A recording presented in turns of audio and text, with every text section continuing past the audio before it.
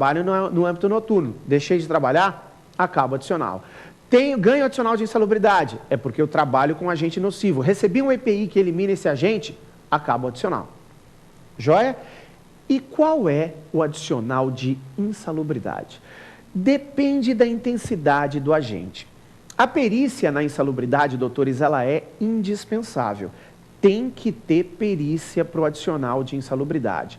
Obrigatoriamente tem que ter perícia, mesmo sob revelia em algo absolutamente sui generis no campo do direito. Não só no direito do trabalho, mas no direito como um todo. No campo do direito do trabalho, insalubridade não tem presunção de veracidade em caso de revelia, como acontece com os outros. Insalubridade tem que ter perícia. Tem que ter perícia específica para que um profissional habilitado, que é o perito médico ou perito engenheiro, vá lá e verifique o grau de intensidade do agente. Então, a pergunta que é feita ao perito no caso de insalubridade é: senhor perito, nesse local existe agente insalubre? Se existir, intensifique o grau do agente. E o perito vai lá e fala: existe insalubridade em grau máximo, adicional 40% quando é grau máximo.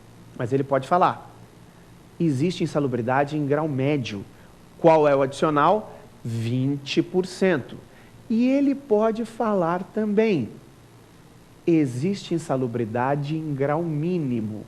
Qual é adicional? 10%.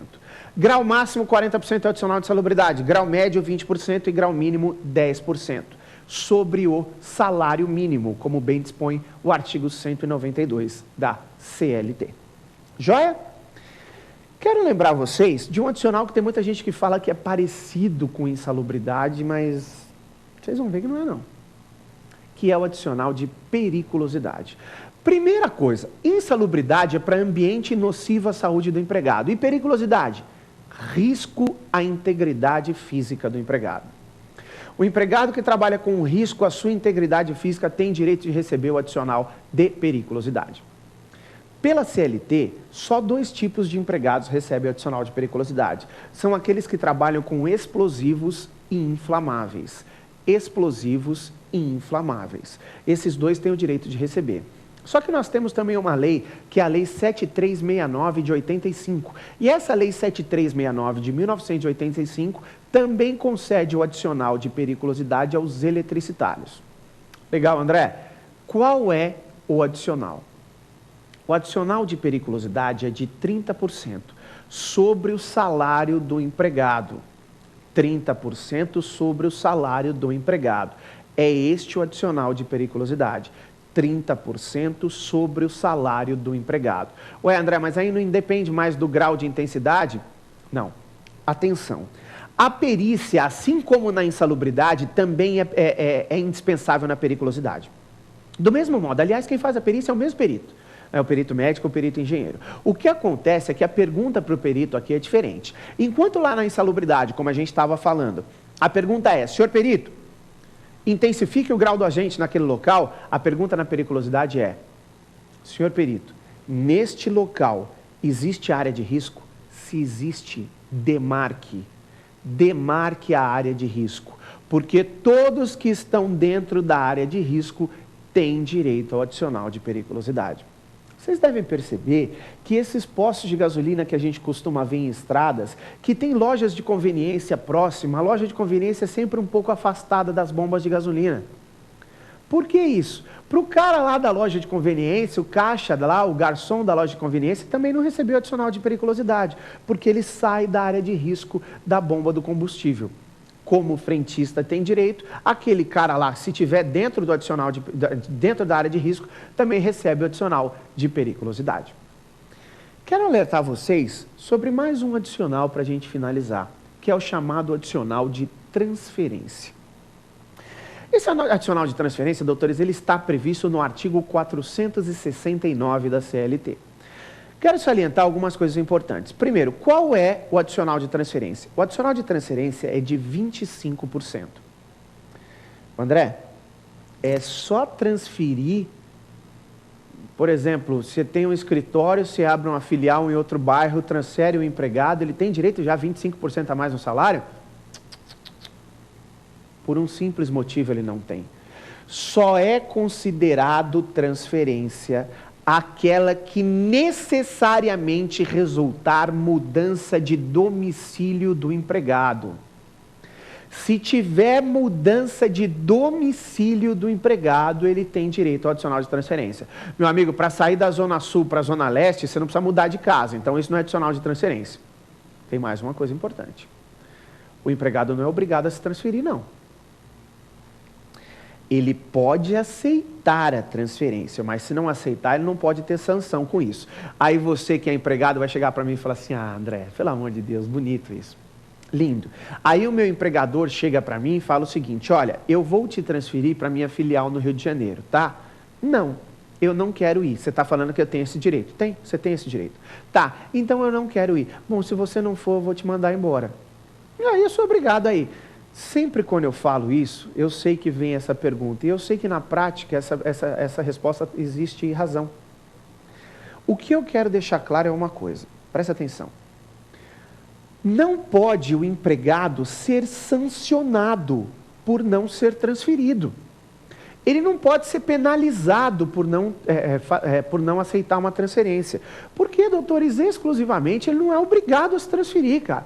Pô, André, mas se eu não transferir, eu vou ser mandado embora. Por favor, tirando casos de estabilidade no emprego, o empregador pode mandar o empregado embora quando e como ele quiser. Ele não precisa de motivo. Aliás, se ele tiver justo motivo, é justa causa. E aí o empregado é mandado embora e só recebe saldo de salário e férias vencidas se houver. Se não, ele pode mandar você embora quando ele quiser. Não existe esse negócio, gente. O que eu falo é, você não estará descumprindo nada que pode te penalizar com uma demissão por justa causa, por exemplo. Você pode não aceitar. Ele, mas aí se ele mandar embora? Se ele mandar embora, você tem que receber. Você tem que receber 13º, aviso prévio, tem que levantar fundo de garantia, multa do fundo de garantia, férias proporcionais, 1/3, vencida se houver, saldo do salário. Você tem que receber suas verbas rescisórias. Agora, eu sei que muitas vezes na prática isso é complicado. O que eu estou querendo dizer é que não existe obrigatoriedade de se transferir. Mas se aceitar a transferência e essa transferência for provisória, tem o direito de receber 25% de adicional. E mais uma coisa importante, as despesas com a transferência correm por conta do empregador. Joia? Perfeito? Tranquilos? Não sai daí não.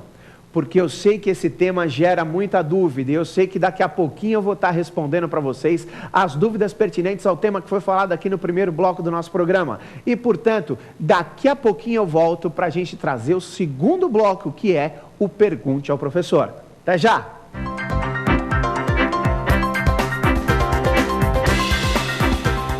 Estamos de volta agora com a segunda parte, o segundo bloco do nosso programa, que é o Pergunte ao Professor. É nesse bloco aqui que você que viu a primeira parte do programa vai poder trazer a sua dúvida e questionar sobre aquilo que foi tratado na primeira parte do programa. Mas eu quero lembrar uma coisa importante, hein? Não fica bravo com a gente.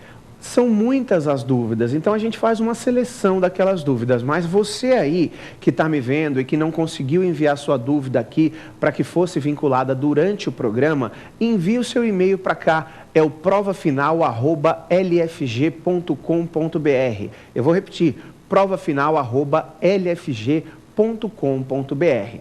Quero lembrar uma coisa importante. Envie o seu e-mail para cá com o nome completo e a cidade de onde vocês estão, porque depois, certamente, nós vamos aí vincular a sua dúvida para que a gente consiga esclarecer a todos na medida do possível. Agradecendo também sempre a audiência que vocês têm nos proporcionado aqui. Então, para aqueles que conseguiram, vamos começar agora a segunda parte do nosso programa com o Pergunte ao Professor. Vamos lá? Professor, todos os adicionais quando supridos pelo empregador gerarão a indenização prevista na súmula 291 do Tribunal Superior do Trabalho? Pergunta de concurso público, né? Certamente é uma pergunta de concurso público. Primeiro, para todos que estão nos vendo, e sabe o que eu tenho percebido muito, gente? Tem muita gente que não é do campo do direito que assiste o programa. É verdade isso. Por isso que eu sempre falo com você que é empregador, para você que é empregado. Então, para não deixar de ser didático e para que todos consigam entender direitinho, o que é essa súmula 291 que o nosso telespectador acabou de perguntar? O que acontece é o seguinte, a súmula 291 do TST atesta que quando a hora extra for suprimida pelo empregador e ele tiver o empregado, melhor dizendo,